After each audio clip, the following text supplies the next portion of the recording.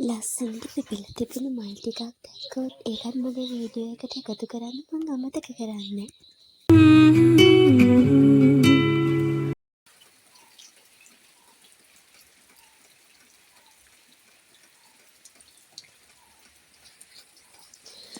එදා හවස හොඳටම වහින ගත්ත. ඉතින් මං හිතුවා වැස්සේ සවුන්ඩ් එකත් හිතට වෙනස්ම හැඟීමක් ගෙන නිසා මං හිතුවා ඒක එඩිට් කරන්න නැතුව ඔරිජිනල් සවුන්ඩ් එකම වීඩියෝ එකේ තියනවා කියලා.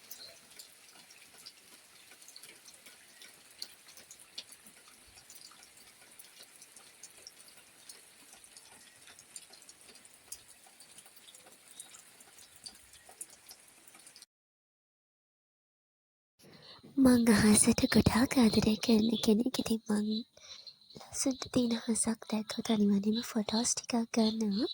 ඒ විදිහට ගත්ත ෆොටෝස් කීපයකින් එකක් තමයි ඔයගොල්ලෝ කලින් දැක්කේ.